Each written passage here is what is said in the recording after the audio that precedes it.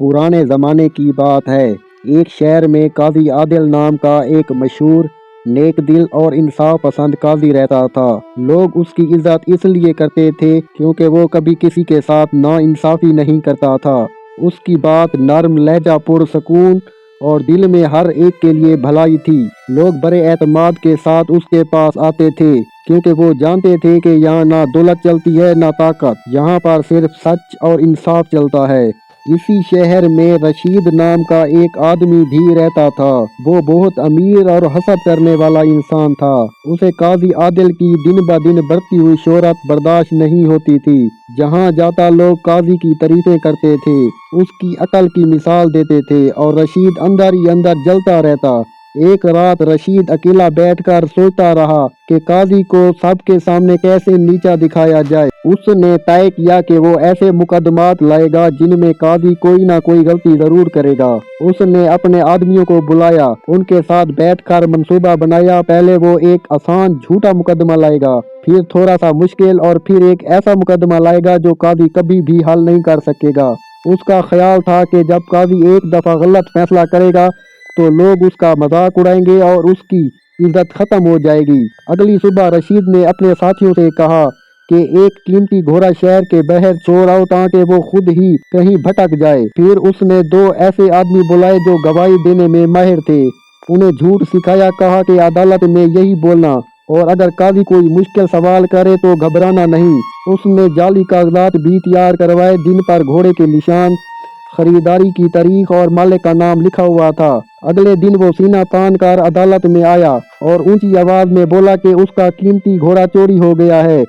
उसने गवाह भी पेश किए, कागजात सामने रखे और कोशिश की कि मामला बिल्कुल साफ लगे।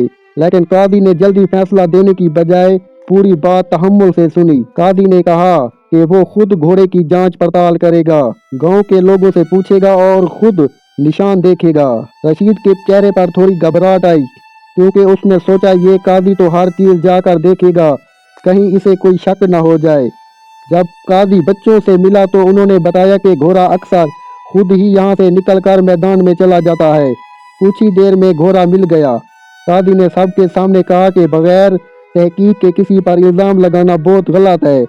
रशीद को पहली बार शर्मिंदगी हुई मगर उसने हार ना मानी, बल्कि उसकी जिद और बढ़ने लगी। चंद दिन बाद रात को रशीद ने दोबारा अपने आदमियों को बुलाया। उसने कहा कि अब दूसरा मुकदमा लाएंगे, मगर इस बार झूठ ज्यादा मजबूत होगा।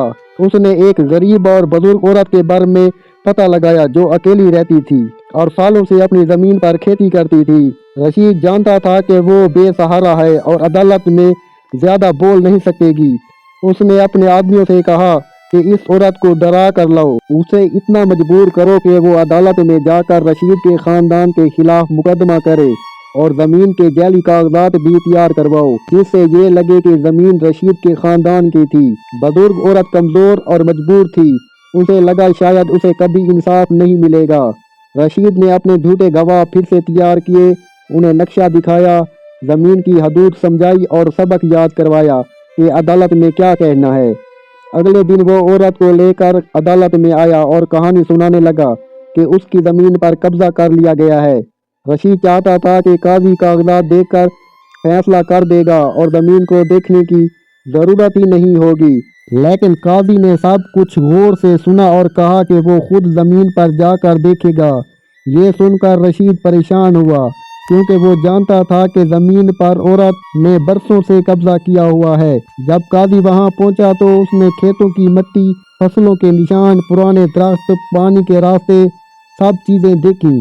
गांव के लोग भी गवाह थे कि ये औरत कई सालों से इसी जमीन पर काम कर रही है।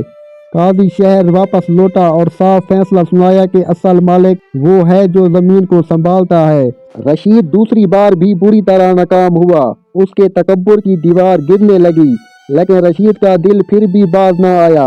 उसने तय किया कि आखिरी बार ऐसा होगा कि काजी भी उलझ जाएगा। उसने अपने करीबी आदमी को बुलाया और कहा कि शहर में ऐसा आदमी तलाश करो जिनका आपस में जायदाद का मसला हो।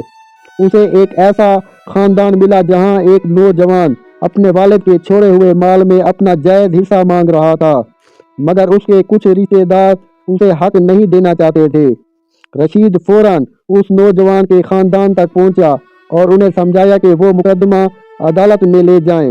उसने नौजवान के रिश्तेदारों को पैसे भी दिए और राजी किया कि वो अदालत में झूठ बोलें। जाली खत भी बनवाए जिनमें लिखा था कि नौजवान का जायदाद में कोई हिस्सा नहीं बनता।